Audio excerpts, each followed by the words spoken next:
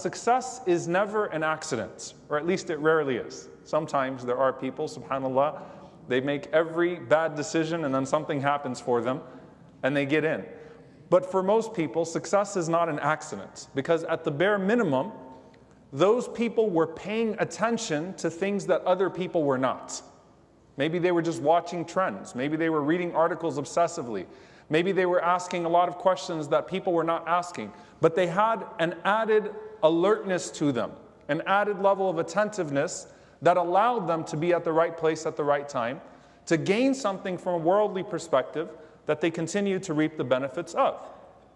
Now here's the thing about the right place and the right time with Allah subhanahu wa ta'ala. And Imam Ibn al-Qayyim rahimahullah says that from the mercy of Allah subhanahu wa ta'ala is that He has made His times and His places known to you.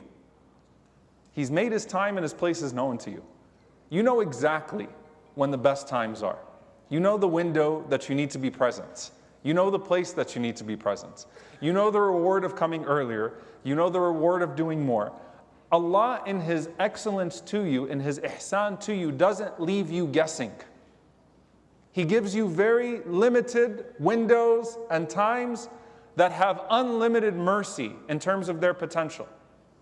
And the most in terms of variance you're going to see is, for example, the last 10 nights of Ramadan. But I think we can all agree that for a lifetime of good deeds, having 10 nights to exert ourselves in is a pretty good deal with Allah subhanahu wa ta'ala. So from the mercy of Allah is that He lets you know what His places are and what His times are, leaving to you only the decision to show up, to be present. And there is an element of coming early, and there's an element of being present. Coming early, you know, if you think of Shabaan like practice and Ramadan like the game, all right, if you don't show up to practice, eventually that lack of practice is going to show up in the game as well. The lack of coordination, something is going to go wrong. The talent will give out.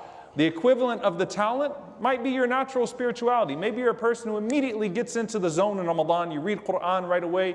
You get into the salah. You immediately embrace taraweeh. But eventually the faultiness of you not having used the month of practice will show up. A lack of coordination at the bare minimum.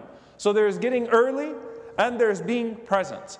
Now I wanted to give this a tazkiyah checklist, if you will. What does ihsan look like? What does excellence look like when it comes to showing up at the right time, at the right place? There are 4 things. Number 1, it's doing while others are not doing. Doing while others are not doing. Number 2, it's doing what isn't expected of you in your circumstances. Number 3, it's doing more of what everybody else is doing. Number 4, it's doing quicker and with more enthusiasm what everybody else is doing. So I'm going to break these down inshallah ta'ala, but I wanted to give you the list of 4 things from the very beginning. What does it mean to have your time to shine in the sight of Allah subhanahu wa ta'ala? And where does Sha'ban fall into this in terms of an attitude? The first one is doing while others are not doing. And I'm going to use the ibadat, the acts of worship that are very familiar to us. Prayer.